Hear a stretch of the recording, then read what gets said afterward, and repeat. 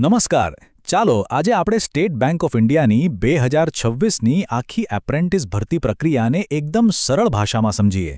Banking ક્ષેત્રમાં રસ ધરાવતા લોકો માટે આ ખરેખર એક બહુ જ મહત્વની તક છે અને આજના આ વિશ્લેષણમાં આપણે બધી જ સત્તાવાર માહિતીને વિગતે જોઈશું. વિચાર કરો, જે સંસ્થામાં તમને તાલીમ મળવાની છે એની પ્રતિષ્ઠા કેટલી મોટી છે.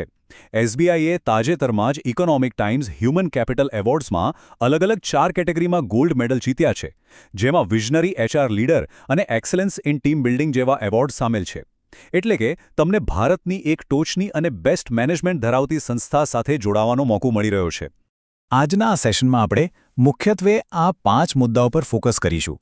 2026 એપ્રેન્ટિસશીપની તક, કોણ પાત્ર છે, પસંદગી પ્રક્રિયા, સ્ટાઇપેન્ડ અને ભવિષ્યના લાભો, અને સૌથી અગત્યનું, અરજી કેવી રીતે કરવી. તો ચાલો સૌથી પહેલા વિભાગથી શરૂઆત કરીએ અને જોઈએ કે આ તક ખરેખર કેટલી મોટી છે. સીધા જ સૌથી મહત્વના આંકડા પર આવીએ તો 7,150.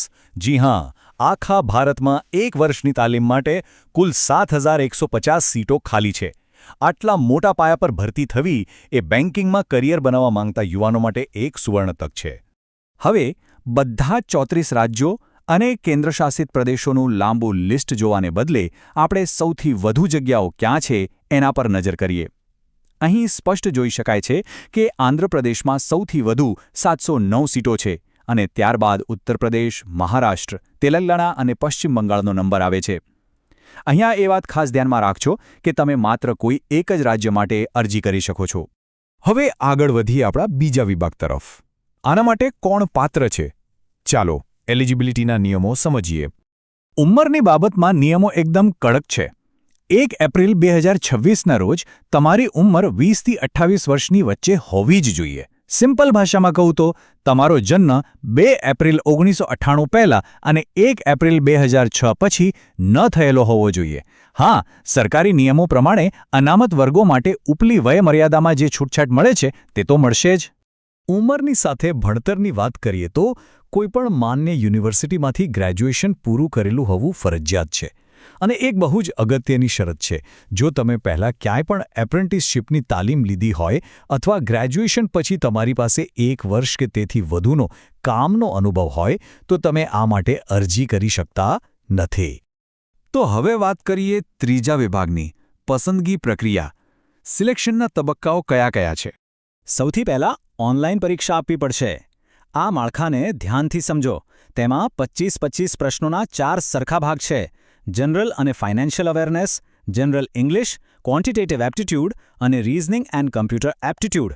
આ 100 માર્ક્સની પરીક્ષા પૂરી કરવા માટે માત્ર 60 મિનિટનો સમય મળશે.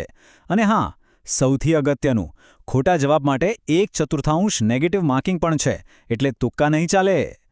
જુલાઈ 2026ની આસપાસ લેવાતી આ ઓનલાઈન પરીક્ષા પાસ કરવી એ તો માત્ર પહેલું પગથિયું છે. એના પછી તમારે પસંદ કરેલા રાજ્યની સ્થાનિક ભાષાની પરીક્ષા આપવી પડશે, જેમાં વાંચતા, લખતા અને બોલતા આવડવું જોઈએ. જો કે જો તમારી પાસે 10મા કે 12મા ધોરણની માર્કશીટ હોય જેમાં એ સાબિત થતું હોય કે તમે એ ભાષા ભણ્યા છો, તો તમારે આ ભાષા પરીક્ષા આપવાની જરૂર નથી. અને છેલ્લે એક મેડિકલ ફિટનેસ ટેસ્ટ પણ પાસ કરવો પડશે. હવે આવીએ સૌથી રસપ્રદ ભાગ પર, વિભાગ 4, સ્ટાઇપેન્ડ અને ભવિષ્યના લાભો. તો આ 1 વર્ષની તાલીમ દરમિયાન તમને દર મહિને 15,000 રૂપિયાનું ફિક્સ સ્ટાઇપેન્ડ આપવામાં આવશે. પણ હા, અપેક્ષાઓને થોડી વાસ્તવિક રાખવી પણ એટલી જ જરૂરી છે. આ એક તાલીમ છે, કોઈ કાયમી નોકરી નથી. ફાયદાની વાત કરીએ તો માસિક સ્ટાઇપેન્ડ તો મળશે જ, સાથે જ જો તમે તાલીમ પૂરી કરીને ટ્રેડ ટેસ્ટ પાસ કરો છો તો ભવિષ્યમાં એસબીઆઈમાં જુનિયર એસોસિએટ્સની ભરતીમાં તમને વેટેજ એટલે કે ખાસ મહત્વ મળશે. પણ ફરી યાદ અપાવી દઉં, આ કાયમી રોજગારી નથી અને નિયમિત કર્મચારીઓને મળતા કોઈ પણ ભથ્થા અહીંયા નહીં મળે. અને હવે છેલ્લો વિભાગ, આ બધી પ્રોસેસ માટે સફળતાપૂર્વક અરજી કઈ રીતે કરવી. ફોર્મ ભરતી વખતે અમુક ઝીણી પણ બહુ જ અગત્યની વિગતો ધ્યાનમાં રાખવાની છે. ઓનલાઈન અરજી 19 મેથી 8 જૂન 2026ની વચ્ચે જ કરવાની રહેશે. જનરલ, ઓબીસી અને ઈડબ્લ્યુએસ વર્ગ માટે 300 રૂપિયા ફી છે, જ્યારે એસસી, એસટી અને પીડબ્લ્યુડી માટે આ બિલકુલ ફ્રી છે. એક નવો અને ફરજિયાત નિયમ એ છે કે એસબીઆઈની સાઇટ પર જતા પહેલાં તમારે એનએપ્સ પોર્ટલ પર રજિસ્ટ્રેશન કરવું જ પડશે. અને સૌથી ચોંકાવનારો નિયમ, જો તમારો સિબિલ સ્કોર ખરાબ હશે, એટલે કે ભૂતકાળમાં લોન કે ક્રેડિટ કાર્ડ ભરવામાં કોઈ ડિફોલ્ટ કર્યું હશે, તો તમે સીધા જ ગેરલાયક ઠરશો.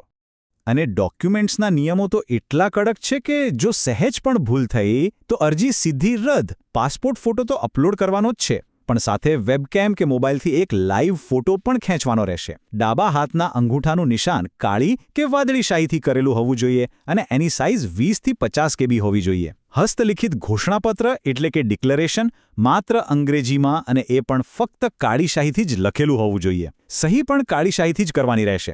આ નિયમોનું ચુસ્તપણે પાલન કરવું પડશે.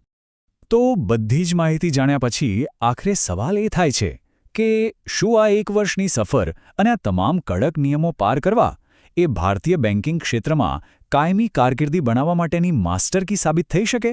ચોક્કસપણે. આ 1 વર્ષની તાલીમ ભવિષ્યની મોટી તકો માટેનું એક બહુ જ મજબૂત પગથિયું છે. આજના વિશ્લેષણમાં બસ આટલું જ.